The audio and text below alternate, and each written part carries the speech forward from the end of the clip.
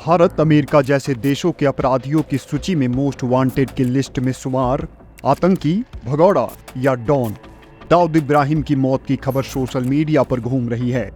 खबरें यह आ रही है कि किसी अज्ञात व्यक्ति के द्वारा जहर देने के कारण दाऊद को गंभीर अवस्था में भर्ती करवाया गया है। हकीकत क्या है ये कोई नहीं जानता। 1993 मुंबई बम ब्लास्ट और 26/11 जैसे आतंकी हमलों में शामिल दाऊद पिछले 3 दशक से पाकिस्तान में रह रहा है। हालांकि उसकी चर्चा भारत में समय समय पर होती रहती है। दाऊद की मौत की खबर ने इतिहास के गर्भ में पड़े कई किस्सों को फिर से जीवित कर दिया है।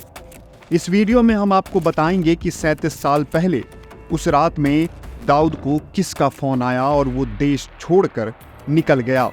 अगर उस रात 10 मिनट दाऊद अपने घर में और रुक जाता तो शायद वो आज भारत के किसी जेल में पड़ा होता। तो इस कहानी की शुरुआत होती है 1986 से। मुंबई में हाजी मस्तान और डी कंपनी के बीच जमकर गैंग वार चल रहा था। मुंबई पुलिस इस गैंग वार से परेशान हो गई थी और लगातार अपराधियों का एनकाउंटर हो रहा था। इस बीच पुलिस कमिश्नर DS सोमन ने दाऊद की गिरफ्तारी का आदेश दे दिया। निर्देश यह था कि किसी भी हालत में दाऊद को जिंदा पकड़ा जाए। यह आदेश मिलते ही बड़ी संख्या में पुलिस आधी रात को डी कंपनी के मुख्यालय मुसाफिर खाना में छापेमारी करने निकल पड़ी। लेकिन ऑपरेशन को पूरी तरह सीक्रेट रखने के बावजूद भी दाऊद को छापेमारी की भनक लग गई और वो पुलिस के पहुंचने से 10 मिनट पहले निकल गया। दाऊद पूरे परिवार के साथ पहले दिल्ली गया और फिर वहां से उसने दुबई की फ्लाइट पकड़कर देश छोड़ दिया। बाद में पता चला कि जब वो दुबई के लिए निकला तो उसके पास पासपोर्ट भी नहीं था। दरअसल उसका पासपोर्ट पहले से ही क्राइम ब्रांच की कस्टडी में था। ऐसे में उस वक्त दाऊद को देश छोड़कर भाग जाने के पीछे रसूखदार लोगों का हाथ बताया जाने लगा।